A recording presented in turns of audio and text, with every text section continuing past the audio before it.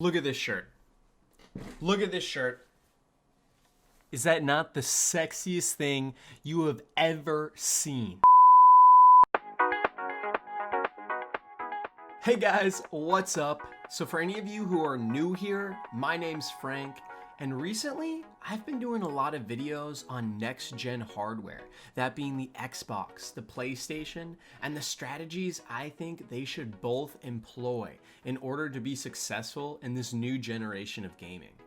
But today, I specifically want to talk about Xbox and some very interesting and next level strategies I think they may potentially use and should use if they want to take this generation back from the PlayStation brand in the coming years.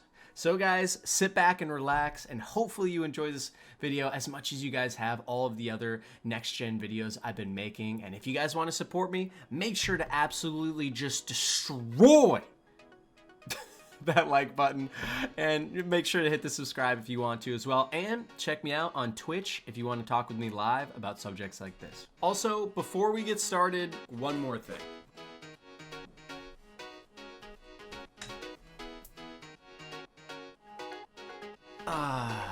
Much better. So, as I mentioned, I've already made a few videos on this topic, ranging from how Xbox and PlayStation can win next generation in their respective categories to why I think Xbox has a better long-term plan than the PlayStation brand. But today, I want to talk specifics about what Xbox should and hopefully will do that can solidify them as the winners of next generation. And I want to talk with you guys more in depth about why I feel they have a better long-term strategy and exactly how they can capitalize on that in order to beat the PlayStation brand long-term, after, quite honestly, they were decimated in the last gen. Dude, I just can't take myself seriously in this. Oh boy. Now keep in mind though, when I say decimated, I'm not saying necessarily that PlayStation is better than Xbox or PS4 is better than Xbox One. What I'm saying is, if we just look at the numbers, the amount of consoles sold, the amount of views on recent videos, and overall just the attention and admiration that Sony is getting as opposed to Microsoft right now, I think it's a pretty valid argument to make that Sony fairly handily won last generation. That doesn't mean that Xbox didn't have great games and great services that we'll talk about more here shortly, but overall, PlayStation won the hearts of gamers last generation. And I think if Xbox is going to do that this generation, they're going to need to target these specific groundbreaking innovations that will change everything. So what are these innovations I'm talking about? Well, they're things that Microsoft already has or things that are in the works.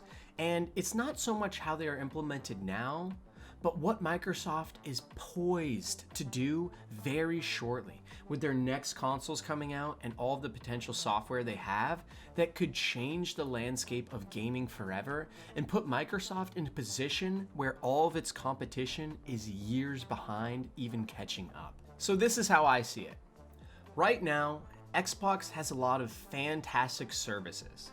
They have xCloud, which is coming soon, which will allow players to play online games streaming across multiple devices like your phone, your tablet, or your console.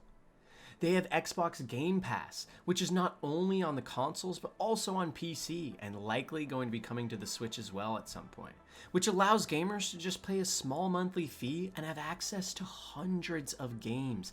And also, it makes other games cheaper. They have Xbox Gold, where you pay monthly to play online on the console versions of games, and you're able to chat with other people, create friends lists, and join parties. And now, we are on the dawn of a new generation of consoles. And there's been a lot of leaks that we are not just going to see the Xbox Series X. Because just like Sony announced a cheaper diskless PlayStation 5, Xbox is likely going to do the same. But I think the splash Xbox could make with this new platform could be enormous. This is how they do it. Right now, Xbox has an amalgamation of different services varying in cost that give gamers a better experience. You can get Xbox Gold for $10 a month and play online with others on your console. You can get Xbox Game Pass for $10 a month and have access to a wide variety of games like I said. You can get Game Pass Ultimate for $15 a month and have access to not only games on your console, but on your PC as well. But what if, instead of having all of these different services, including xCloud coming soon and backwards compatibility, what if instead Xbox combined these services into one? One, let's say, $20 to $25 membership that gave you Xbox Gold, Xbox Game Pass, backwards compatibility, xCloud access, and just cheaper games overall. And that's not it. What if they bundled that into a cheaper Xbox that costed nothing?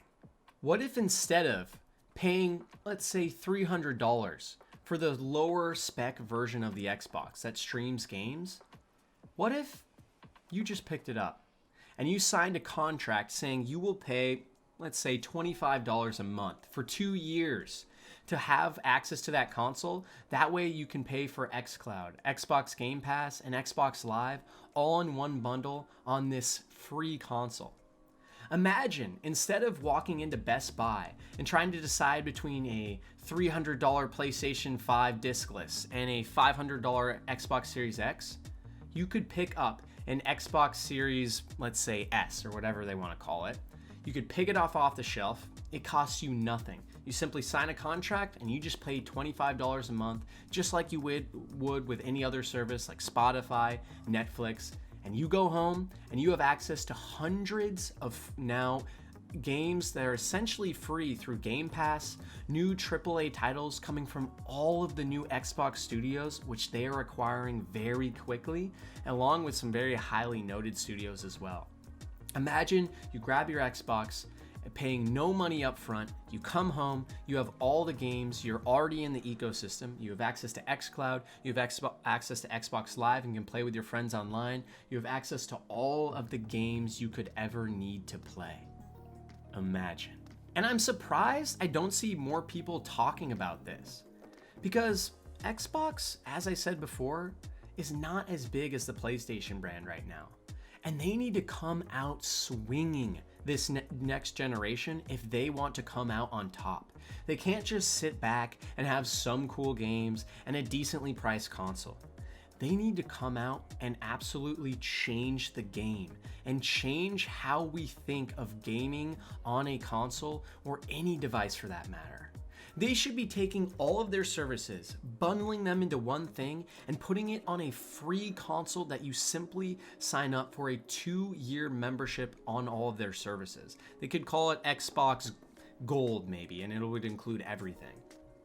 And on top of that, they control other things as well, like Windows. You could bundle this into Windows. So not only do you have access on your Xbox, but you have access on your Windows machine, your phone, your tablet, and any other service that you can get Xbox things on, potentially the Switch in the future.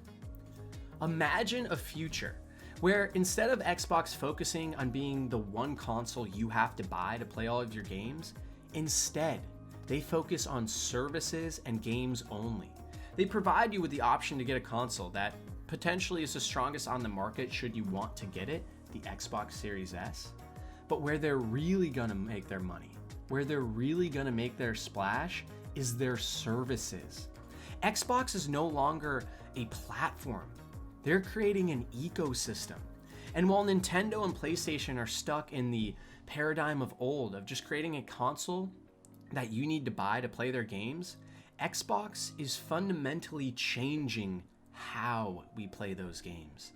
And if they can truly pull off what I am talking about here today, and I really do hope they go for something like this, it could change gaming forever and for the better. Because here's the thing people don't understand. It doesn't matter if Xbox exclusives aren't exclusives.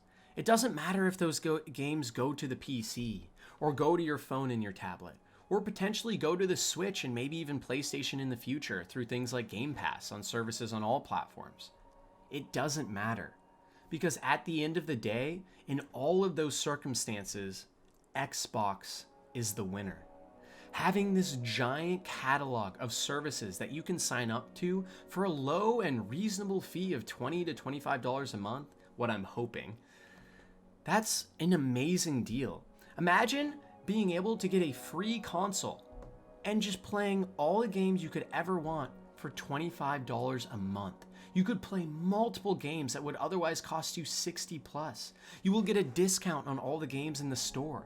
You will have access to xCloud. That way you can stream new and more games if your hardware is older, or if you're on something like a phone. Xbox will fundamentally, at least I hope, forever change how we see gaming and bring us into the future that, quite honestly, I've always been envisioning and wondering why no companies were pushing more towards it. And I'm so excited to see if this is truly what Xbox is thinking. Because for all I know, they may just come out with a cheaper Xbox that's diskless, just like PlayStation, and it might not make a lot of waves. It might just be a $250 to $300 console that people can get for cheap. But Xbox, if you want to truly change the gaming landscape, and potentially hurt yourself in the short term, but win long term, then what I have talked about today is the perfect strategy for how you can conquer next gen and all of gaming to come. So thank you guys very much for listening today. I'm really curious to hear your guys' thoughts about what I've been talking about, as this is a pretty in-depth subject that I've been trying to hit on for a while now. And I'd love to hear your guys' thoughts down below in the comments, or live on my Twitch channel where we can talk about it as well. But thank you guys so much for watching. I really do appreciate it, and I will see you all on the next one.